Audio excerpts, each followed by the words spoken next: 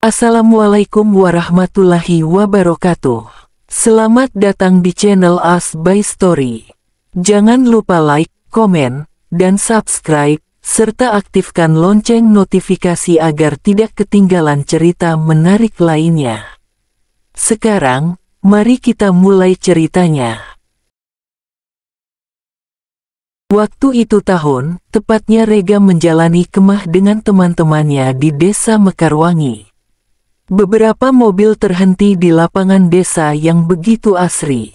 Pemandangan hijau juga perbukitan, tak lupa dengan pepohonan yang menyejukkan mata.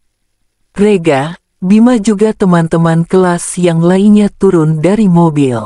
Menapakkan kedua kakinya menyentuh tanah desa Mekarwangi yang lembab sebab baru saja terguyur gerimis. Wih, sejuk banget udaranya. Rega, lo mau bangun tenda di mana? Bima dengan semangat 45 membawa tas ranselnya sedangkan Rega masih sibuk memandang sekitar untuk melihat tempat yang cocok. Di sana aja. Oke, ayo. Rombongan berisikan hampir 20 orang itu sibuk mendirikan tenda masing-masing untuk bermalam. Kemah adalah pilihan untuk para pelajar yang baru saja menuntaskan ujian akhir yang cukup memakan pikiran. Ini bukan ide dari Rega. Rega hanya ikut-ikutan saja sebab Bima yang memaksanya untuk ikut bergabung. Semuanya berjalan lancar. Cuaca begitu mendukung, mereka semua menikmati malam dengan bermusik, menyalakan api unggun juga membakar beberapa makanan yang lezat sehingga asapnya saja menyebarkan aroma sedap. Sampai akhirnya malam itu, cukup larut akan kesenangan masing, ada salah satu anak laki-laki yang membawa minuman haram. Rega awalnya menolak tapi, waktu itu Rega masih labil. Jiwanya menolak ketika dia dibilang cupu oleh teman-temannya. Alah, segelas aja gak bikin mabuk kok. Bener, tuh si Bima udah tegukan kedua masih aman-aman saja. Tapi kalian melanggar aturan. Desa ini cukup ketat, kita dilarang mabuk di sini. Rega masih berusaha menyadarkan teman-temannya. Kalau cupu mah, cupu aja kali. Biarinlah, mungkin dia lagi mikirin nasib ke depannya. Dia kan gak akan kuliah kayak kita. Ujaran dari pria dengan syal merah di sekeliling lehernya. Bima yang hendak menyangkal pun urung sebab matanya mulai berkunang-kunang. Tawaan dari sekitar membuat Rega emosi, tanpa pikir panjang dia menegak minuman yang entah apa namanya itu dalam satu kali tegukan. Padahal hanya satu gelas, namun itu sangat berakibat fatal pada tubuhnya yang mulai linglung. Iya, Rega memang payah dan tidak kuat akan alkohol.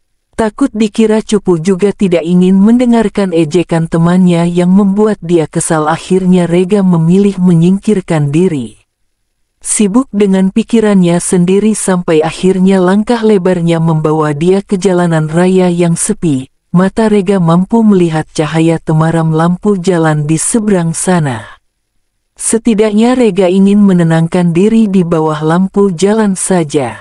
Tak lama, hujan turun dengan lebatnya. Tidak ada pilihan lain ketika langkah kakinya membawa dia pada ruko kosong dekat sana. Melihat bagaimana hujan yang mulai membasahi aspal juga hawa dingin membuat Rega duduk dengan memeluk lututnya. Pikirannya kacau, Rega baru saja kehilangan semangat dalam hidupnya. Ayah yang tiada, pendidikan yang berakhir sampai di sini ketika teman yang lain baru akan memulai.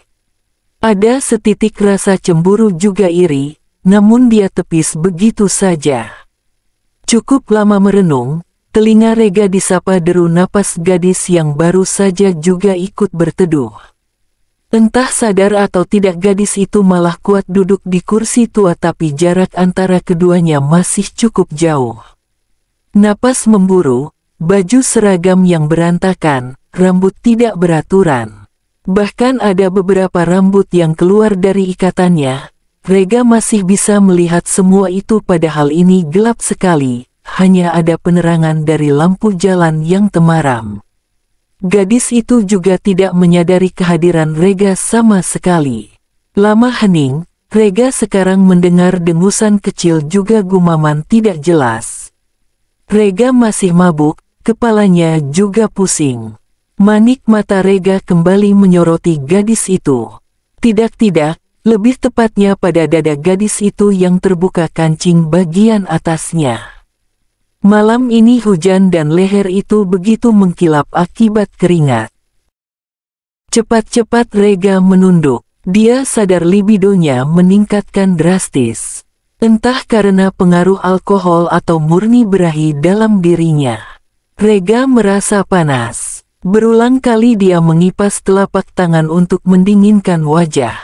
Namun gagal. Rega masih gelisah bahkan semakin tidak terkendali ketika dia mendengar suara rancauan dari gadis itu yang padahal hanya berbicara pada dirinya sendiri. "Hah, Bapak pasti marah setelah ini," gumam gadis itu. Raut wajahnya mulai tidak tenang. Rega tidak tahan. Banyak sekali setan yang menggodanya sampai dia berakhir ke jalan yang salah.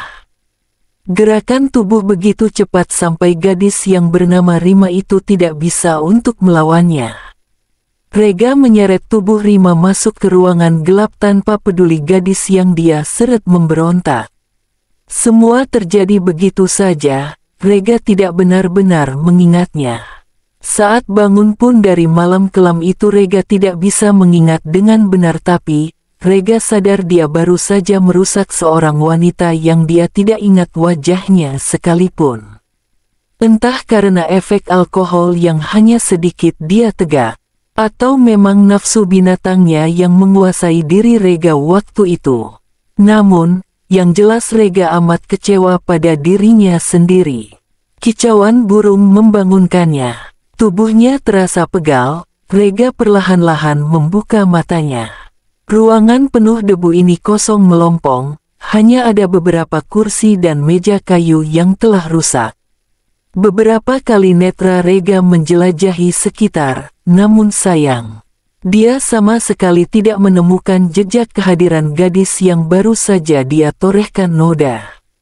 Napas Rega memburu, dadanya naik turun bahkan jantungnya pun berdetak 2 kali lebih cepat dari biasanya. "Di mana dia?" gumamnya tak jelas. Matanya terpejam, tangannya juga mengepal. Rega merasa aliran darah berdesir dalam tubuhnya ketika sesuatu tergenggam erat di tangannya. Rega meliriknya. Kalung dengan warna silver berbentuk 2 love yang saling menyatu. Rega tahu ini bukanlah kalung emas yang harganya mahal. Ini hanya kalung sederhana. Rega janji dia akan menjaga kalung ini dengan sangat baik. Gadis itu tidak meninggalkan jejak sama sekali kecuali kalung yang itu pun tergenggam erat di tangan Rega saat dia terbangun. Bukannya tergeletak di atas lantai kotor. Meskipun pikirannya masih blank, Rega harus tetap kembali ke perkemahan. Dia tidak bisa berdiam diri di sini terus-menerus. Dan mau tidak mau Rega harus mencari gadis itu sampai kapanpun. "Maafkan aku janji, jikalau kamu kembali hadir dalam hidupku, aku akan memperbaiki semuanya yang telah aku renggut darimu. Kebahagiaan atau bahkan nyawaku sekalipun. Aku janji padamu gadis berkalung indah." Ya. Rega berjanji dan sekarang dia harus bisa menepati janjinya itu. Rima telah kembali dan bahkan berada dalam hidupnya saat ini bersama darah dagingnya. Rega janji akan membahagiakan belahan jiwanya yang selama ini lenyap bak ditelan bumi. Sekarang apa yang harus dia lakukan? Rega bingung. Dia tahu Rima adalah gadis malam dengan kalung love itu. Rega tahu Rafa adalah anak kandung dirinya, tapi Rima tidak tahu, dan nanti kalau dia tahu apa Rima masih mau menerima dirinya. Semoga saja. Siang ini rumah terasa lebih ramai. Ini hari libur, lebih tepatnya tanggal merah. Rafa juga sangat senang karena dia bisa bermain dengan puas bersama tantenya. Yah, Anis sangat mengunjungi Rafa. Setiap libur dia pasti selalu menyempatkan diri ke rumah abangnya Rega. Hari-hari bermain di sekeliling rumah tidak membuat mereka berdua jenuh. Justru ada saja ide yang dikeluarkan remaja itu untuk menyenangkan permainan. Seperti sekarang ini, mereka berdua sibuk menyusun Lego untuk dibentuk menjadi rumah-rumahan atau mobil mewah yang Rega belikan untuk Rafa beberapa hari yang lalu. Ruang tengah sangat berantakan tapi Rima juga ikutan senang saat Rafa dan Anis main dengan gembira meskipun nantinya dia yang akan capek sendiri membersihkan mainan yang kacau ini. "Om," panggil Rafa saat melihat perawakan Rega melangkah mendekatinya. Langkah Rega sempat terhenti dan tersenyum membalas sapaan Rafa. Di tangannya ada banyak kotak makanan. Dia baru saja menerima pesanan ayam goreng. Katanya Rima tidak perlu masak untuk siang ini, mereka semua sedang ingin makanan siap saji dari merek yang lumayan terkenal. Tentu saja Anis yang mengusulkan. "Ada varian baru yang kudu wajib dicoba. Ayo makan dulu." Rega meletakkan makannya di atas meja makan. Baru saja dia ingin menggendong Rafa untuk makan di sana tapi Anis malah menahannya. "Di sini aja. Anis bosen makan di meja. Sekarang kita lesehan aja. Kan lebih nikmat." "Tuh, udah Anis pinggir-pinggirin nih mainannya." Anis sibuk menggeser beberapa mainan yang memenuhi ruangan tengah. Mau tidak mau Rega kembali ke meja makan untuk mengambil ayamnya. "Kenapa dibawa lagi?" tanya Rima yang sudah siap menyiapkan piring. "Mereka mau makan lesehan di ruang tengah. Ayok makan di sana saja. Tapi ini piringnya. Makan di kotaknya langsung saja. Gak pakai nasi?" tanya Rima lagi. Anis pasti mau gadoin aja, dia gak pesan pakai nasi soalnya. "Ambil sedikit saja nasinya, sejak sama kamu, aku gak bisa makan tanpa nasi," tuturnya dengan cengiran. Yah, Rega sudah memanggil dirinya dengan aku, hubungan mereka cukup dekat meski awal pernikahan sangat canggung. Maka dari itu, Rega akan menyimpan semuanya yang telah dia ketahui. Rega takut hubungannya dengan Rima akan kembali renggang ketika dia berbicara mengenai yang sebenarnya. Rega juga sangat takut Rafa dan Rima akan menjauh darinya. Mungkin ini cara yang tepat untuk sementara waktu. "Ayok, mereka berdua sudah menunggu." Rima mengangguk kemudian membawa satu mangkuk nasi hangat juga air dingin. "Wah, ini enak banget. Besok-besok Anis ajak Bang Bima makan di tempatnya." "Gila pedes banget." Rega menyipitkan matanya. Tumben sekali anak satu ini ingat dengan Bima. Bima lagi di luar negeri. Dia lagi dihukum sama papanya, balas Rega. "Iya tahu, Bang Bima juga pamit sama Anis. Katanya gak akan lama. Sebentar doang, cuma ngurus-ngurus kerjaan abis itu balik lagi ke Indonesia," lanjut Anis. "Jangan terlalu dekat dengan Bima," peringat Rega. Akhir-akhir Anis terlalu dekat dengan Bima. Rega takut hubungan keduanya lebih dekat daripada yang dia pikirkan. "Kenapa? Terserah Anis dong mau deket sama siapa aja. Selama ini juga Bang Bima gak pernah keterlaluan sama Anis. Kalau kata abang gak boleh ya gak boleh. Kamu itu keras kepala sama kayak ibu. Abang kadang capek setiap kali hadapan sama kalian." Rega menggigit bibir bagian dalam. Dia kelepasan berbicara dengan nada tinggi. Rima juga terkejut, dia sempat melirik Rafa yang masih sibuk main sambil mengunyah. Rima tahu Rafa mendengar Rega dengan nada tinggi itu tapi dia lebih memilih diam sama seperti Rima yang tidak ingin ikut campur. "Iya, Anis sama ibu emang keras kepala tapi abang juga sama keras kepalanya dengan kami. Abang gak tahu aja, ibu itu sayang sama abang cuma caranya aja yang salah." Jangan pernah sekalipun abang benci sama ibu. Anis juga ikut meninggikan suaranya. Ayam goreng dengan balutan tepung crispy yang tadinya terasa sedap sekarang terasa hambar di lidah Anis. Dia terlanjur emosi, Rega berkata dia dan Gina keras kepala dengan nada seperti itu. Rega memejamkan matanya. Diraihnya tangan putih nan kurus milik Anis.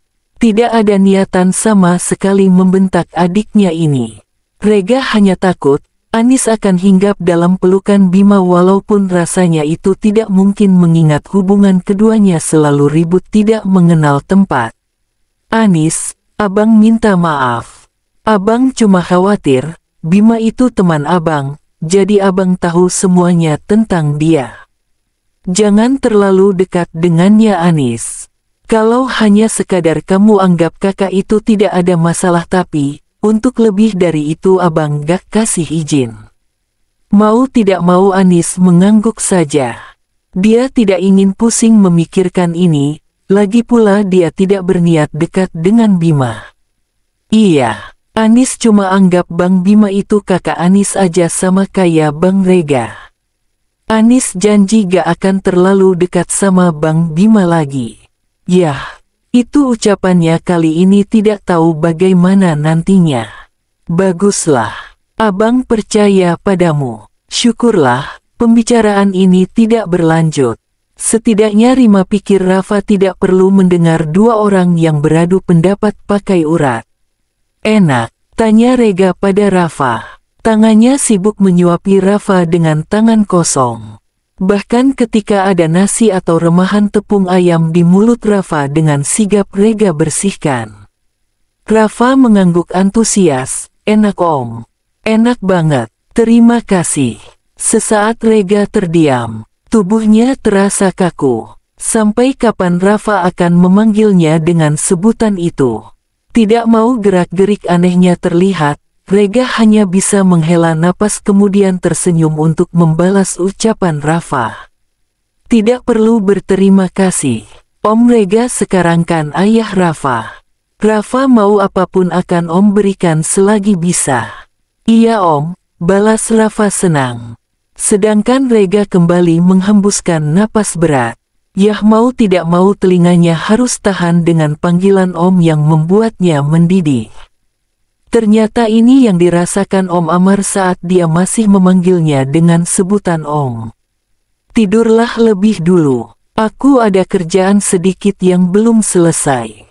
Hari sudah malam, Rima juga sudah mengantuk. Kerjaan apa? Bukannya ini masih libur? Rima membersihkan tempat tidurnya, walaupun sudah bersih rasanya tidak afdol saja kalau tidak dibersihkan lagi dengan sapu lidi bersih. Itu akan membuat tidur jauh lebih nyenyak dan aman. Iya, ini sama sekali tidak ada kaitannya dengan kantor. Tadi, ibu telepon katanya butuh tanah atau kontrakan untuk dibeli. Kebetulan ada uang lebih dari Om M, ayah Amar. Katanya mau dibelikan tanah buat investasi masa depan. Tanah kian tahun pasti akan naik terus. Suami dari Gina alias ayah tiri Rega itu tengah mencari-cari tanah untuk dibeli. Dia cukup kesulitan sampai meminta bantuan Rega. Atau itu hanya alibi saja supaya dia bisa mendekatkan diri dengan anak tirinya yang selama ini masih belum menerima kehadirannya. Rima hanya beroh ria kemudian memejamkan matanya. Tertidur tenang sampai tidak sadar bahwa Rega juga ikut berbaring di sampingnya sambil memeluk tubuhnya. Tidak begitu erat, Rega takut Rima terbangun dan kembali menendang tubuhnya. Jangan diremehkan, tenaga Rima cukup kuat untuk melakukan itu sekarang. Suasana hati Rima kini sedang resah. Bagaimana tidak resah coba? Mertuanya Gina akan berkunjung ke rumah ini. Setelah pernikahannya dengan Rega, Gina berkunjung ke rumah ini bisa dihitung jari saking jarangnya. Mamah rajin sekali hari ini. Rafa bantu ya mah. Rafa menyimpan mobil-mobilan yang dia pegang ke rak mainan yang menumpuk pembelian dari Rega. Rima juga sebenarnya tidak mau Rega terlalu memanjakan Rafa, tapi apa boleh buat. Bukankah itu suatu keberuntungan bagi Rafa dapat ayah baik seperti Rega? Setidaknya itu yang ada dalam pikiran Rima untuk saat ini. Kalau Rafa mau, boleh bantu Mamah ambilkan kain lap. Kain lapnya ada di sana. Rima menunjukkan ke arah kain lapnya berada. Boleh Mah, sahut Rafa senang. Entah itu perasaan Rima atau memang iya. Rafa tidak sebawel saat dikontrakan. Anak itu cenderung lebih kalem dari sebelumnya. Apa mungkin itu juga karena perubahan status yang mendadak dan Rafa masih kaget sehingga perlu beradaptasi dengan waktu yang lama? Sepertinya iya. Rima kembali melanjutkan pekerjaannya. Menyapu, mengepel, mengelap kaca dan sebagainya. Tahu sendiri mulut Gina itu sangat pedas juga tajam. Kalimat-kalimat yang dia keluarkan juga tak jarang mematahkan lawan bicaranya. Saat ini Anis tidak akan main ke sini. Katanya dia masih jengkel dengan sikap Rega waktu makan siang di ruang tengah kemarin. Sebenarnya itu juga yang membuat Rima makin resah. Sebab Anis yang biasanya menyahut setiap ucapan Gina itu tidak ada di sini. Rima, jangan terlalu rajin bekerja di rumah. Kalau kamu capek membersihkan dan mengurus dapur rumah ini nanti kita tinggal panggil jasa pembersihan saja, perutku masih sanggup makan-makan luar kalau sesekali. Sore ini ibu akan datang ke sini, kemungkinan besar akan menginap. Jadi, selain mengurus rumah, jangan lupa kamu berpenampilan menarik Rima. Dandan sedikit saja. Aku sudah belikan beberapa makeup juga pakaian untuk kamu di kamar, tapi kalau tidak nyaman, tidak usah digunakan. Aku pamit dulu, hari ini jalanan pasti macet lagi. Itu yang dikatakan Rega pagi tadi. Kata-kata yang terngiang-ngiang di kepalanya.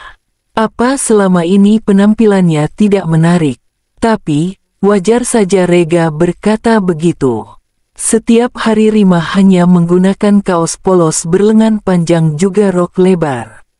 Dia juga tidak pernah berias selain waktu pernikahan dulu. Mungkinkah penampilannya membuat Rega bosan? Sepertinya Rima harus mulai memperhatikan penampilannya. Semuanya sudah beres. Makanan sudah penuh di atas meja. Nasi hangat yang dimasak langsung dari kompor tidak menggunakan magicom sehingga rasanya juga lebih enak dan terasa pulen. Lauknya banyak. Rega baru saja belanja bulanan dan bahan dapur cukup memadai untuknya memasak sebanyak ini. Ya, tetap saja dalam porsi yang wajar. Rima juga tidak mau diomeli hanya karena masak makanan berlebihan. Rima juga berniat akan membagikan Naya dengan para tetangga. Setelah menikah dengan Rega, tetangga di sini cukup baik, meski ada yang julid tapi tidak banyak dan Rima nyaman akan hal itu. Sekarang Rima tinggal membersihkan tubuhnya juga merawat penampilannya. Masih ada waktu sekitar 1 jam sebelum ibu mertuanya itu datang. Rafa, ayok mandi. Nanti kita sambut nyonya yang akan datang berkunjung, ajaknya pada Rafa. Nyonya, maksud ibu nenek. Tadi om yang bilang sama Rafa kali nenek akan datang dan menginap. Makanya ibu juga rajinnya dia kali lipat dari biasanya kan? Rima meringis. Tidak tahu bagaimana nanti reaksi yang Gina keluarkan saat mendengar Rafa memanggilnya dengan sebutan nenek. Apa dia akan menerimanya? Iya, sekarang ayo kita mandi. Tubuh harus wangi kan? Rafa sama mamah tubuhnya banyak keringat. Ayo, balas Rafa. Ini gimana cara pakainya? Gumam Rima. Mata dan tangannya sibuk menganalisis berbagai skincare yang Rega berikan, tapi untunglah Rega menaruh poster dengan langkah-langkah pemakaian skincare di meja riasnya. Rima mencoba mengaplikasikan cairan-cairan itu ke kulit wajahnya. Awalnya terasa lengket tapi lama-kelamaan malah semakin kering dan terasa ringan. Setelah memandikan Rafa juga dirinya sendiri, sekarang Rima tengah sibuk di hadapan cermin di kamar Rega. Mulai sedikit demi sedikit mengoleskan bedak, lipstik berwarna nude dan maskara. Rima belum berani membingkai alis, dia tahu kemampuannya cukup payah untuk itu. Wah, mamah cantik sekali. Rafa memandang Rima tanpa berkedip. Tadinya anak itu sedang asyik tiduran di atas sofa dengan mobil-mobilan di tangannya. Namun, sekarang Rafa malah memperhatikan mamahnya yang mencoba merias wajah. Beneran, Rafa gak bohong kan? Wajah mamah aneh gak? Enggak kok, mamah cantik banget di mata Rafa. Rafa gak bohong, ucapnya serius. Bahkan dia bola matanya ikut melebar seolah menjelaskan apa yang dia ucapkan adalah kebenaran. Suara pintu rumah terbuka lebar membuat Rima langsung turun ke lantai bawah. Entahlah, jantungnya tiba-tiba saja berdetak tidak karuan. Gina sudah datang. Wanita itu tengah sibuk memandang sekitar yang sudah kinclong. Rima lap dengan tangannya sendiri. Saya hari ini mau menginap. Ambilkan tas saya dan simpan di kamar saya, samping kamar Rega, kamu tahu kan? Baik ibu. Tangan Rima cekatan mengambil tas Gina usai dia dan Rafa menyalami wanita itu. Untung saja Gina masih mau menerima uluran tangannya. Setelah kembali dari kamar Gina di lantai atas, kini Rima memandang Rafa dengan sorot mata yang cukup tajam. Bagaimana bisa anak itu mengeluarkan pertanyaan yang jelas-jelas jawabannya adalah tidak? Apa Rafa boleh panggil nenek? Semakin menyipit mata Gina, semakin resah pula perasaan Rima. Gina memandangi Rafa agak berbeda beberapa menit yang lalu. Entahlah, tapi Rima seperti melihat Gina itu memandang Rega dalam diri Rafa. Sebenarnya saya masih cukup mudah untuk kamu panggil nenek, tapi gak apa-apa, lebih baik kamu panggil itu dibanding nyonya. Bisa berabe kalau teman-teman saya dengar kamu panggil saya nyonya. Jadi boleh. Syukurlah, Rima merasa lega. Boleh asal jangan terlalu sering. Kuping saya panas dengernya. Baik nek, Rima tersenyum. Meskipun perkataan Gina cukup pedas, tapi itu sama sekali tidak membuat Rafa takut dengannya. Riman juga bersyukur setidak sukanya Gina pada mereka berdua, Gina tidak pernah bermain fisik. Ibu mau makan? Saya sudah siapkan makanan untuk ibu. Kali ini tatapan tajam Gina menyoroti tubuh Rima dari atas sampai bawah. Kemudian bibir dengan gincu merah itu tertarik sebelah ke atas. Rupanya anak saya cukup baik mengurus dirimu ya. Kau harus berterima kasih padanya. Sudahlah, saya mau ke kamar dan istirahat. Makan malamnya tunggu anak saya pulang bekerja. Jangan jadi istri tidak tahu diri mendahului suami makan malam dan tidak menunggunya terlebih dahulu. Rima terdiam. Kepalanya mengangguk lemah. Baik ibu, selamat beristirahat. Ibu sudah datang. Rima mengangguk. Dengan cepat dia mengambil alih tas kerja Rega yang baru pulang dari kantor. Sudah, sekarang lagi istirahat di kamar. Rafa juga sudah tidur, dia tadi makan duluan. Menunggu Kak Rega lumayan lama. Hampir saja dia ketiduran di sofa. Rega tersenyum. Entah kenapa tiba-tiba saja sudut bibirnya tertarik saat membayangkan wajah Rafa yang mengantuk juga lapar tengah menunggu kedatangannya. Hah, anak itu. Rega menggelengkan kepalanya. Rega, kamu sudah pulang nak. Ibu kangen banget sama kamu Rega. Gina datang merentangkan tangannya kemudian memeluk tubuh Rega yang kaku.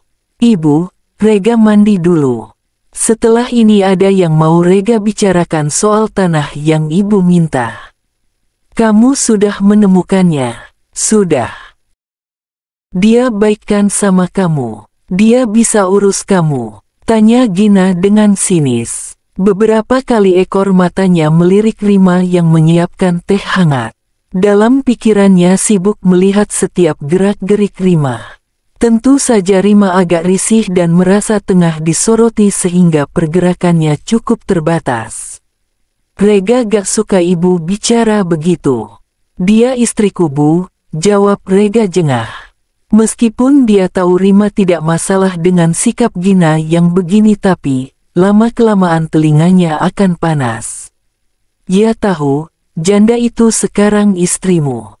Mana sekarang udah sekamar lagi. Ibu gak pernah kasih izin kalian buat satu kamar ya Rega. Gina menatap tajam putra kesayangannya itu. Memang perlu izin ibu. Tuhan saja mengizinkan. Kenapa Rega perlu izin dari ibu buat satu kamar sama Rima? Bagus Rega, teruskan saja. Melihat wajah Gina yang mulai tidak terkontrol dan siap membalas segala ucapannya, lebih baik segera Rega alihkan pembicaraan ini.